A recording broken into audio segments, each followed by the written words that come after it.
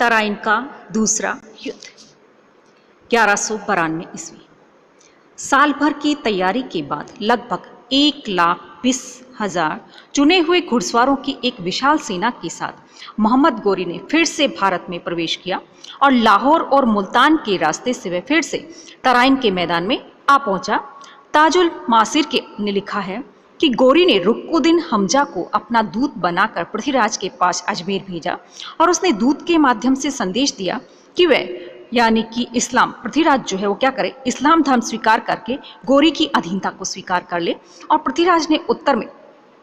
गोरी को कहला भेजा कि वह चुपचाप वापस लौट जाए, अन्यथा उसे भयंकर हानि उठानी पड़ेगी। इसके बाद पृथ्वीराज ने भी अपनी विशाल सेना सहित कहा जाता कि तराइन की तरफ रवाना हो गया। और पृथ्वीराज की विशाल सेना को देखकर मोहम्मद गोरी जो था काफी घबरा गया, इसीलिए उसने कूटनीति से कार्य किया और उसने फिर से पृथ्वीराज के पास में एक अपना दूत भेजकर कहलवाया कि वह अपने बड़े भाई की आज्ञा से यहाँ पर आया है और मैं यहाँ पर केवल अपने धर्म जो उसका प्रचार प्रसार करना चाहता हूँ, अतः आगे की कार्रवाई के लिए उसी से यानी कि बड़े के भाई से आगे लेना जरूरी है, इसीलिए मैंने उसके पास में संदेशवाहक भेजा है और जैसे ही वो आएगा मैं उसके अनुसार कार्य करूंगा और वह वैसे मैं किस में यानी कि संधि में रुचि रखता हूँ। तो इस प्रकार से गोरी ने संधि की बात के बहाने पृथ्वीराज जो उसको भुलावे में रखने का प्रयास किया और पृथ्वीराज ने गोरी की बातों पर कहा जाता है कि विश्वास कर लिया और संपूर्ण हिंदू सेना विश्राम करने लगी। इस वक्त उन्होंने कोई तैयारी नहीं की थी क्योंकि वो गोरी जो उसके बहकावे में आ गए, उन्हें लगा कि मोहम्मद गोरी जो उनके ऊपर आक्रमण नहीं करेगा और पृथ्वीराज ने गोरी की बातों का विश्वास कर लिया और संपूर्ण हिंदू सेना जो थी वो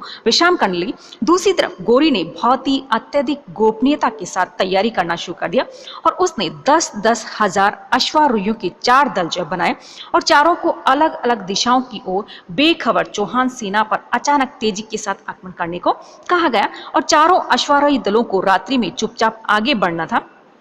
राजपूतों को भुलावे में रखने के लिए गोरी ने अपने पदाती सैनिकों को रात भर तंबुओं के बाहर अलाव जलाकर जश्न मनाने को कहा ताकि राजपूत यह समझे कि मुस्लिम सेना अपने ही डेरे में रह रही है। इसके बाद गोरी अपने बचे हुए पैदल सैनिकों को लेकर काफी लंबा चक्कर लगाकर सुबह होने से पहले पृथ्वीराज की सेना के पीछे जा पहुंचा और तब तक उसके अश्वारोही सैनिक भी चारों दिशाओं में चौहानों की सेना जो उसको घेर चुके थे और सुबह होते ही गोरी के आदेश के अनुसार मुस्लिम सेना ने चारों तरफ से पृथ्वीराज की सेना जो उसके ऊपर आक्रमण कर दिया। इस समय बहुत से सैनिक कहा जाता है कि सुबह उठे हुए जैसे 4 बजे करीब उठे भी नहीं थे और अपने शौच आदि के कार्य जो उससे लौटे ही थे और स्नान आदि में लगे हुए थे और उन्हें इस समय आक्रमण का अंदेशा भी नहीं था। अतः मुस्लिम आक्रमण के साथ ही चौहान सेना में खलबली मच गई और पृथ्वीराज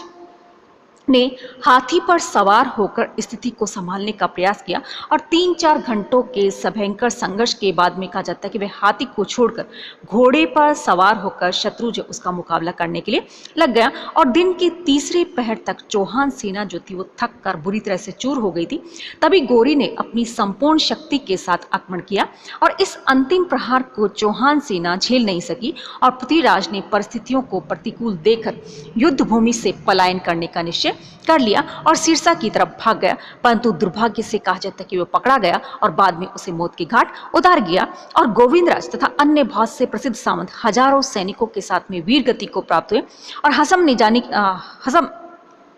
निजामी के अनुसार लगभग 1 लाख हिंदू सैनिक इस युद्ध में मारे गए। कि तराइन का युद्ध दूसरा युद्ध जो था वो निर्णायक अवश्य सिद्ध हुआ और गोरी ने पृथ्वीराज को परास्त कर अपनी पिछली पराजय जो उसका भी बदला ले लिया और इस विजय के फलस्वरूप हांसी, सिरसा, समाना और कोहराम इसके अलावा अजमेर तथा दिल्ली तक के विशेष क्षेत्र पर अब मुसलमान जो उनका अधिकार हो गया और पृथ्वीराज के भाई हरिराज ने थोड़े समय तक मुसलमानों से लोहा लेकर चौहान शक्ति की प्रतिष्ठा जो उसको फिर से स्थापित करने का प्रयास अवश्य किया था, लेकिन उसे उसमें कोई विशेष सफलता नहीं मिली थी।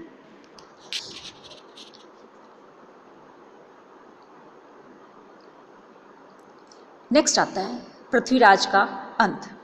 अब हम ये देखते हैं कि आखिर पृथ्वीराज चौहान जो है उसका अंत किस प्रकार से हुआ था। इसके बारे में भी अलग अलग विद्वान जो अपना अलग अलग मत देते हैं कि उसकी आखिर मृत्यु किस प्रकार से